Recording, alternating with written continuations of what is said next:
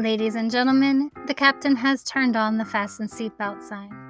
If you haven't already done so, please make sure the volume of this podcast is set perfectly to your listening enjoyment. Please take your seat, whether that's on the treadmill, car, sofa, or bed, and buckle in for the last trip. My name is Jamie Beebe, and I'll be your tour guide, recreating someone's last days in paradise. On behalf of myself and everyone behind the scenes, please enjoy the Last Trip podcast. And because nobody likes a long flight to get to where they want to be, let's prepare for takeoff. Nathan Clarke left England and moved to the sunny Cayman Islands with his fiancée when he suddenly vanished on a night out with friends. On February 25th, 2012, 31-year-old Nathan Clarke went out for a sunset drink with his fiancée and friends who were visiting from out of town. They were standing on the beach when they realized Nathan was no longer with them, and he was never seen again. What happened to Nathan Clarke? Grand Cayman is the largest of the 3 Cayman Islands and is a British overseas territory located in the Caribbean Sea. Fun fact: Christopher Columbus first spotted the Cayman Islands on his 4th voyage to the New World in 1503, and he named them Las Tortugas, due to the large number of sea turtles. The first recorded settlers were a mixture of pirates, shipwrecked sailors, and deserters from Oliver Cromwell's army in Jamaica in the late 1600s. Now, the islands were a popular haunt for pirates during the 17th and 18th centuries due to their remote location and abundant resources. Now, I can only imagine what the island was like back then with all those pirates. The economy was originally based on fishing, turtling, and some agriculture.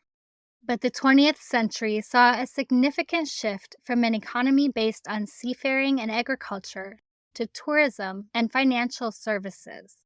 This prompted the development of roads, airports, and modern amenities, which helped boost tourism and international business. Now, Grand Cayman is a major tourist destination and an important global financial center, known for its offshore banking and investment services. It's evolved from a remote island with a pirate history to a modern, thriving hub of tourism and finance. And Nathan wasn't exactly on vacation when he disappeared, but instead he was living in Grand Cayman for several years, because it's a fairly simple process for UK citizens to move to the Cayman Islands. But they don't automatically have the right to live there permanently. Instead, they need to apply for a visa, such as a golden visa, which can be obtained through investment in real estate or local business. Also, a UK citizen can visit the Cayman Islands without a visa for up to 6 months for business or tourism. After 6 months, you can apply for an extension, and those applications are considered on a case-by-case basis. Although working, studying, or requesting residence does have different requirements. Nathan went missing along 7 Mile Beach, which is a stretch of coastline on the western shore of Grand Cayman. Despite the name, 7 Mile Beach is actually about 6.3 miles long and a popular destination for tourists and locals. There are a lot of activities along this stretch of beach, like swimming, snorkeling, paddleboarding, and jet skiing. The waters are normally calm, and it's a favorite spot for snorkeling. The beach is also lined with numerous luxury resorts, hotels, and condos. There are a variety of restaurants, bars, and cafes offering beachfront dining with a view. The beach is well maintained and known for its cleanliness, and famous for the breathtaking sunsets and romantic settings. Now, like most islands, the beaches are the main attractions. Grand Cayman has amazing diving spots, including the Kittiwake Shipwreck, Marine Park, and coral reefs at Bloody Bay Wall. One popular and unique attraction is Stingray City. It's a large bay on the northern coast of the island. The area consists of a series of shallow sandbars where southern stingrays naturally congregate because fishermen originally used the area to clean their catch, which attracted the stingrays looking for scraps. Over time, the stingrays became accustomed to human presence and interaction. Now, visitors can stand, swim, and snorkel in shallow waters typically 2 to 4 feet deep and interact with the friendly stingrays. The stingrays glide through the water, allowing visitors to touch and even feed them. There are guided tours that are safe and enjoyable for both visitors and stingrays. If you go, be sure to book tours in advance, especially during peak tourist seasons.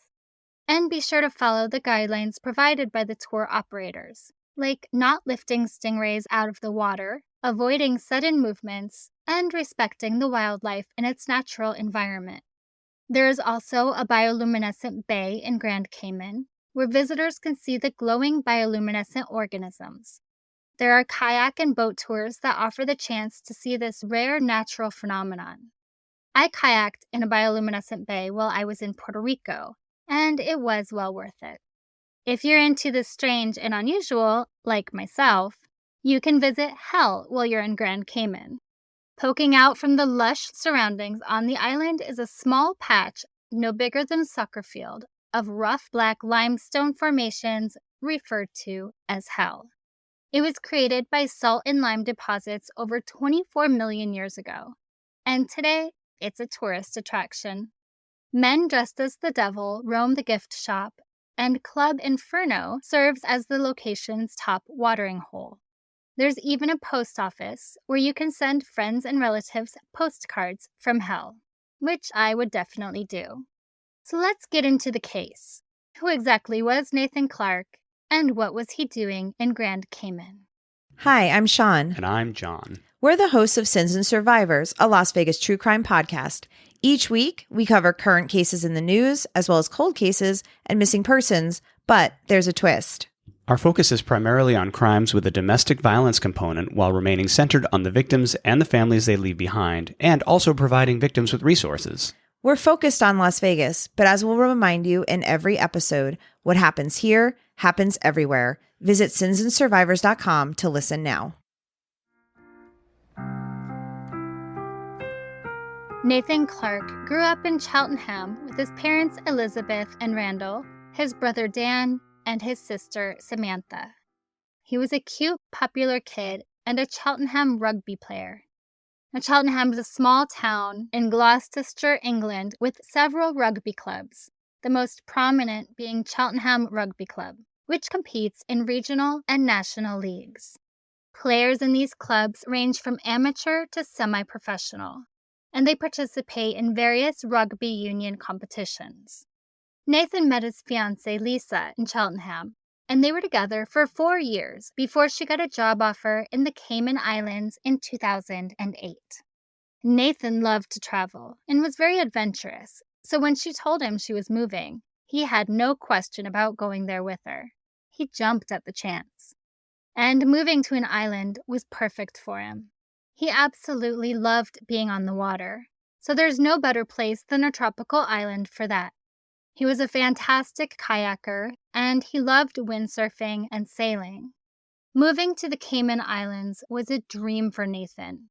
When he arrived, he took a job working on the beach with a water sports operator because he loved working with and being around people. Everyone loved him, and he made a lot of friends on the island. Nathan was a very kind and genuine person. He had a zestful energy and love of life that couldn't be contained. He was known for his love of fun, his joy, and his energy, which is why so many people were inspired by him and drawn to him. Nathan was a very easygoing and extremely likable person.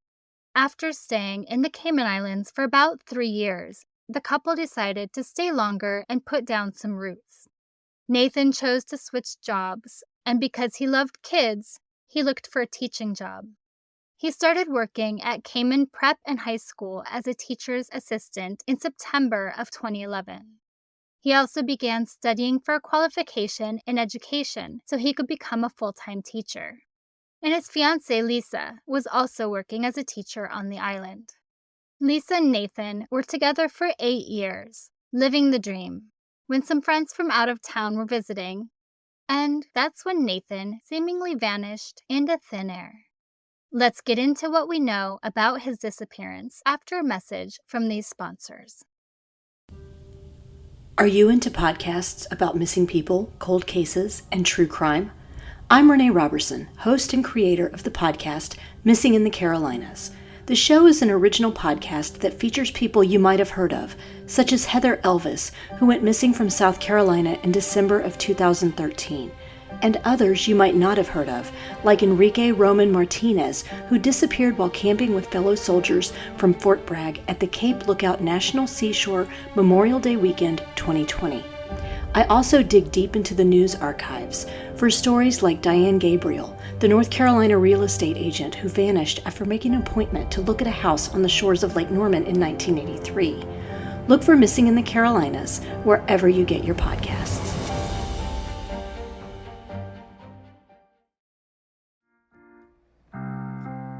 Nathan and Lisa were both on holiday from work the week that some friends from out of town decided to visit. That Saturday night, February 25th, 2012, the group went to the bar Calico Jack's to have drinks and watch the sunset. Calico Jack's was a very popular bar with locals and tourists on 7 Mile Beach. It was a typical indoor-outdoor style palapa right on the beachfront. Most people went to Calico Jack's for a bite to eat, a drink, and a nice view. It's a beachy party bar, open sides with a wooden floor, columns, beams, and a thatched roof. So you can see the beach just a few feet away with an unobstructed view. The bar closed down in April of 2020 due to the lack of tourism from the pandemic. After it fell into disrepair, the owner got a new partner, and it was reborn as Bonnie Moon Beach Club. Keeping with the pirate theme, it was named after Anne Bonny, one of the few female pirates in documented history, a celebrated free spirit and the fearless partner in crime and lover of the infamous pirate John Rackham, also known as Calico Jack. So that night, the group was drinking at Calico Jack's, but Nathan only had a few beers. At about 8:30, the group was outside on the beach, with Nathan standing in about a foot of water. There were no big waves, and the water was very calm. The group started walking toward the bar to order another round of drinks. Lisa said she turned around for about 5 minutes, and when she turned back, Nathan was gone. Nathan wasn't drunk and wouldn't walk off on his own without telling someone. He also wasn't seen speaking to anyone on the beach, and although it was dark, it was fairly quiet with few people around and no loud music playing. If Nathan had yelled for help, someone would have heard it. One of the visiting friends said, Nathan walked down to the water's edge. He was standing about a foot deep in the water, which was flat and calm. I asked his fiancée to ask Nathan what he wanted to drink. She walked back to where he was, and she came back to the bar to say she couldn't find him. He disappeared in that short space of time. It was less than 5 minutes. We all went to have a look, and he was nowhere to be seen.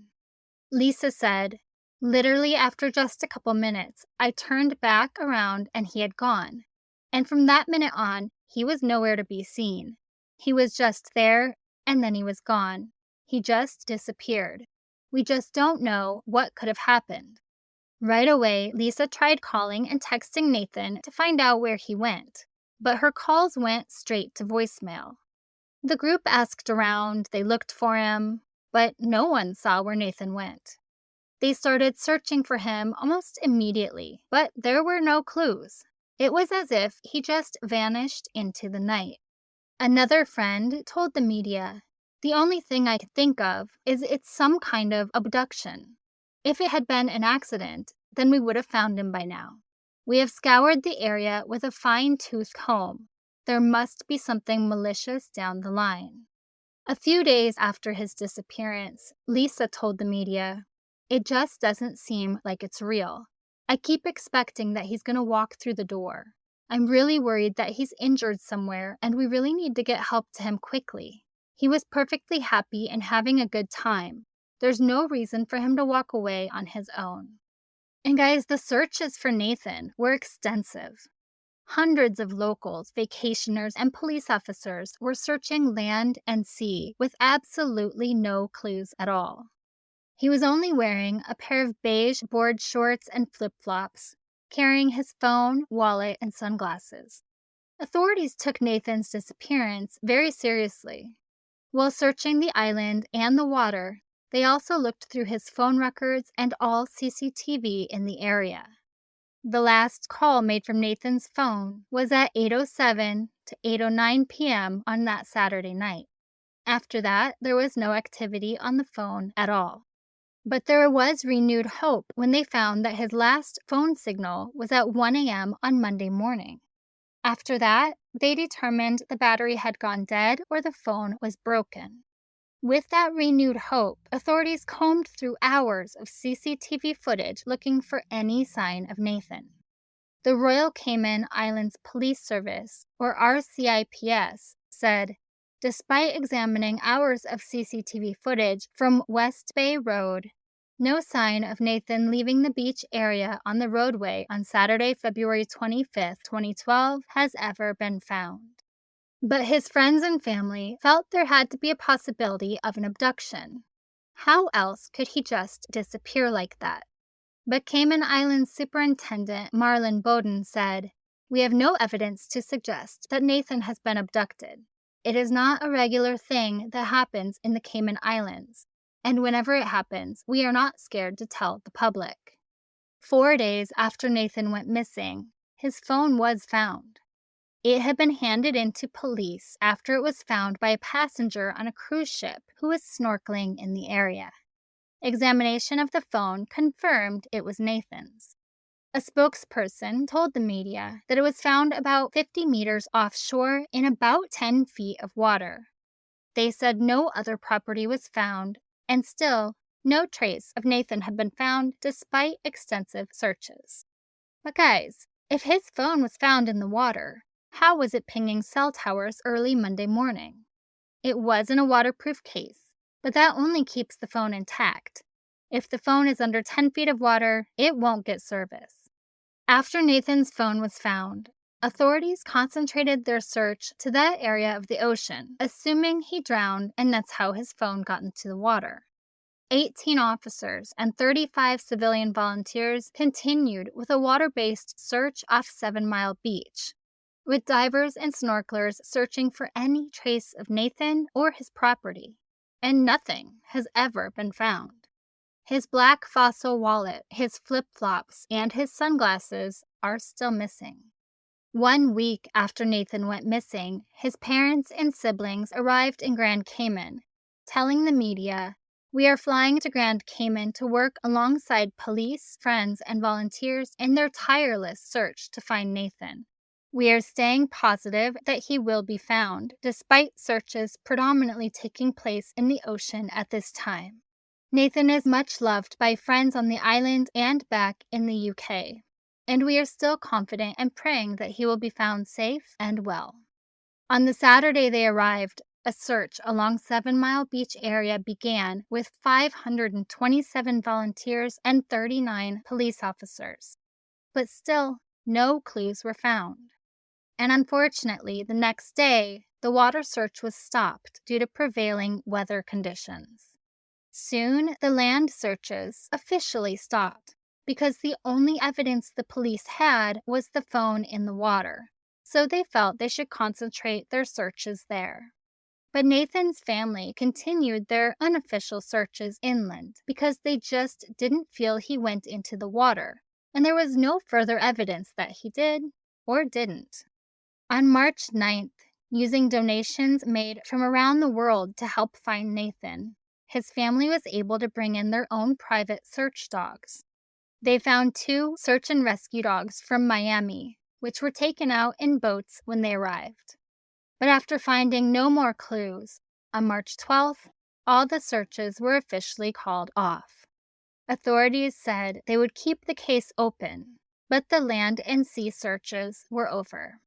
At this point, Nathan's sister Samantha wrote on the Find Nathan Facebook page, "It is with great sadness and heavy heart that I confirm that the land and sea searches have been called off. The highly intensive and thorough police search and specialized dog search teams, both the police and private, failed to find any evidence to explain his sudden disappearance.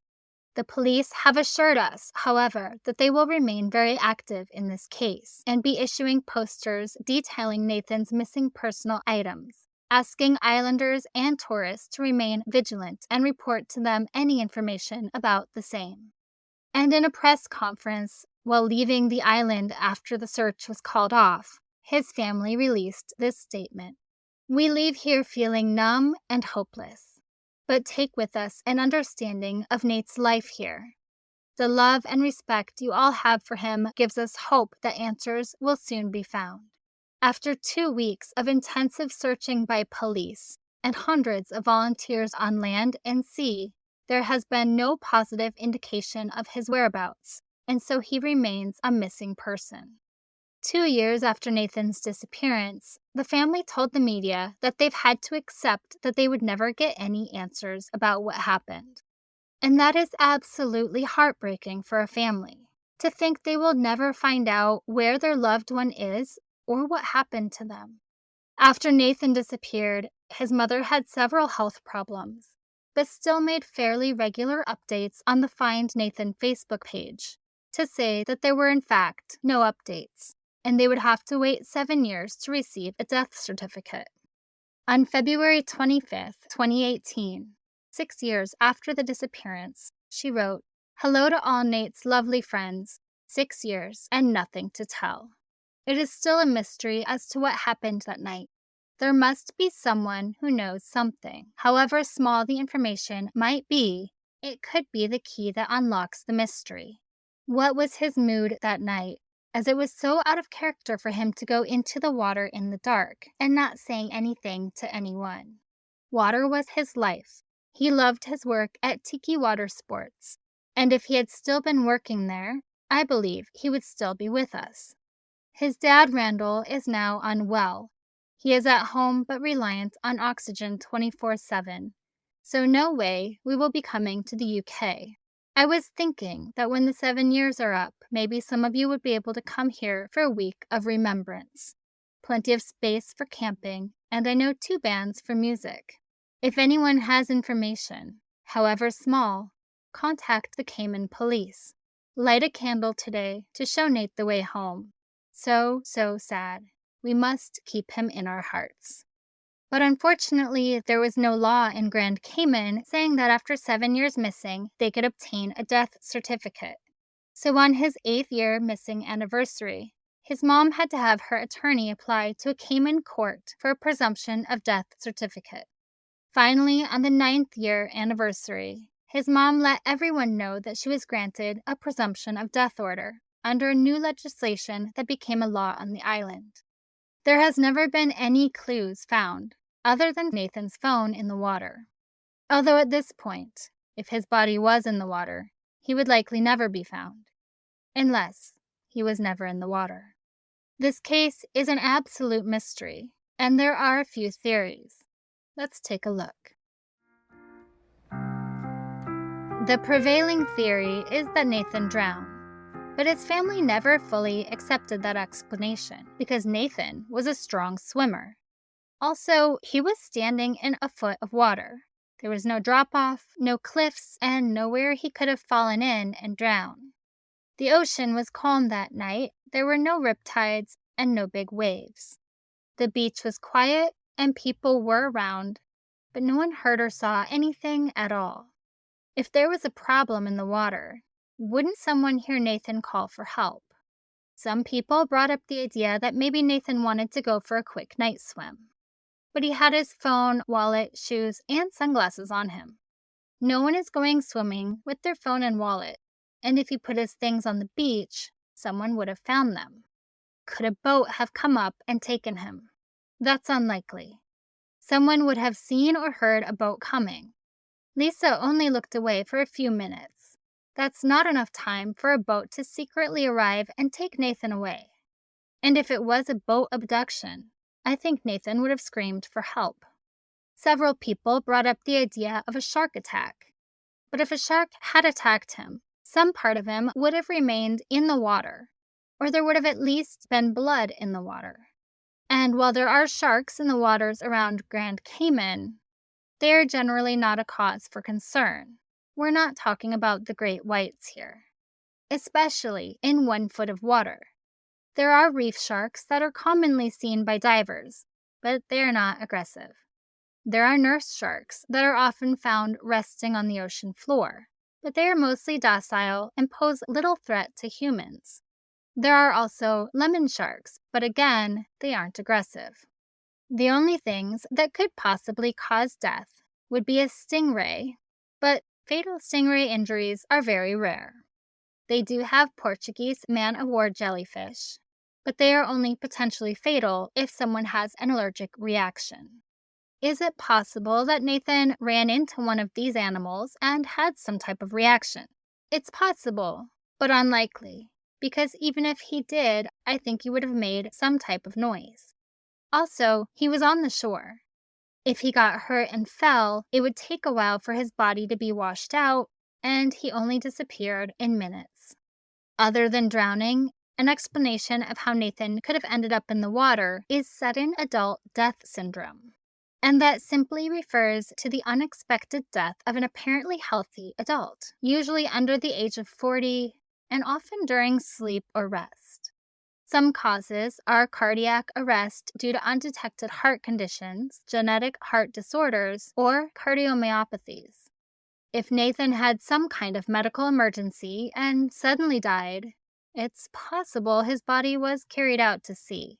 But I still think they would have found some part of him or his wallet or his flip-flops if that was the case. But what if Nathan never ended up in the water? Only his phone did. Authorities checked all the CCTV footage in the area and never saw Nathan. But it's possible he somehow took a path that was not picked up on CCTV footage. Of course, that would just add to the mystery. Where could he have gone? It's an island. And how was he never found? That leaves us with foul play. Could someone out there know exactly what happened to Nathan? It's a possibility. But if Nathan was abducted, the question is why and where is he now? There was never a ransom, and nothing from Nathan was ever found. No one ever mentioned Nathan having any enemies.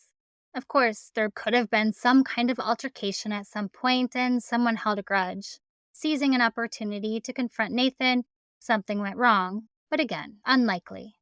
To be honest, this is a complete mystery to me. But I think somehow Nathan ended up in the ocean. I just can't say how. I hope that if anyone knows what happened to Nathan, they choose to come forward to bring his family and friends peace. Overall, Grand Cayman and the Cayman Islands are a really safe place to visit. There just aren't a lot of dangers there, as long as you know what to look out for. Water safety is always important when visiting an island. Some beaches have strong currents and riptides, so always make sure to swim in designated areas and pay attention to local advisories and warning signs. And the marine life in that area is generally safe, but there are a few creatures you want to watch out for. Stepping on a stingray can result in a painful sting, so shuffle your feet in the sand to avoid stepping on them. If you do get stung by one, first get out of the water to avoid getting stung again. Apply pressure to the wound with a clean cloth or bandage to control bleeding. Then try soaking the affected area in hot water for about 30 to 90 minutes. The heat helps to neutralize the stingray venom and reduce pain. Make sure the water is as hot as you can tolerate without causing burns. Once the pain subsides, clean the wound with soap and fresh water. But don't use alcohol or hydrogen peroxide because it can actually damage the tissue and delay healing.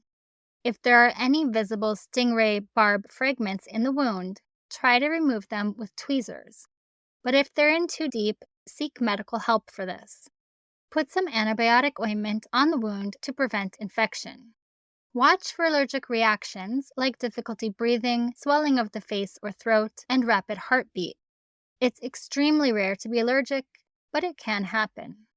Also watch for signs of infection, like increased redness, swelling, warmth, pus, and fever. And even if the wound seems minor, it's important to check in with a medical professional. Lionfish have venomous spines that can cause painful stings, so avoid touching those as well. If you get stung, the steps are the same as getting stung by a stingray. Jellyfish and Portuguese man-o'-war stings can be painful and potentially dangerous. The steps here are a little different. Once you're out of the water, rinse the affected area with seawater, not fresh water, to remove any remaining tentacles. Fresh water can trigger the release of more venom. Avoid rubbing the area, as this can also release more venom. Use a pair of tweezers or the edge of a credit card to carefully remove any tentacles stuck to the skin. And wear gloves or use a cloth to protect your hands from stings. And for most jellyfish, except Portuguese man-o'-war, rinse the area with vinegar to neutralize the stingers. I've always heard you can use urine on a jellyfish sting, but that can actually make it worse, and it's a myth, so don't do it. After the vinegar, soak the affected area in hot water for about 20 to 45 minutes. And if the sting covers a large area or you experience severe pain, difficulty breathing, chest pain, or any signs of an allergic reaction, get medical help immediately. Contact with fire coral can cause painful stings and skin irritation. If you get stung by fire coral, follow the same directions as getting stung by a jellyfish. There are also natural hazards to be aware of in the Cayman Islands. The Caribbean hurricane season runs from June to November, so always stay informed about weather conditions. The worst hurricane to hit Grand Cayman was Hurricane Ivan in September of 2004. It was a Category 4 when it impacted the island and had winds of up to 150 miles per hour, with even higher wind gusts. It caused widespread devastation on Grand Cayman, with approximately 95% of buildings damaged and many completely destroyed. There was major flooding, and electricity and water services were disrupted for weeks. But luckily, there were very few fatalities due to early warning systems and evacuation procedures. Also, on Grand Cayman, traffic drives on the left side of the road, and pedestrians do not always have the right of way. So watch where you're driving and walking while you're there. Crime is relatively low, but watch for petty theft. Keep your valuables secure and be cautious in crowded areas. Also, be wary of scams. Avoid unsolicited offers and deals that seem too good to be true, because they probably are too good to be true. And remember, no matter where you're traveling, make sure you inform someone about your plans before going anywhere. Tell someone reliable where you're going and what you'll be doing and when to expect you back. And my number one tip to staying alive on vacation is to pay attention to your gut. If something doesn't feel right, it isn't. Nathan Clarke disappeared on February 25, 2012. While outside of Captain Jack's bar on 7 Mile Beach in Grand Cayman. He was 31 years old, white with tanned skin, blonde hair, blue eyes, and 5 feet 7 inches tall. He was last seen wearing slim-fitting beige Quicksilver board shorts, black Quicksilver flip-flops, carrying a black Fossil wallet, phone, and sunglasses. His phone was later found in the water, but no other clues have ever been found. Anyone with information surrounding Nathan Clarke's disappearance can contact the RCIPS at 949-4222 or on the confidential tip line at 949-7777. Now is the time to speak up. And finally, remember to leave a review and rate this podcast 5 stars if you like the show, or hell, even if you don't. But either way, feel free to let me know what you think. Please follow The Last Trip on Instagram at The Last Trip Crime Pod, and subscribe on Patreon to support the show. You'll get extra research, videos, photos, and updates, and even learn more about my personal travels. That's patreon.com/thelasttrippodcast. I'm Jamie Beebe, bringing you your last trip and signing off until the next one. Thanks for listening.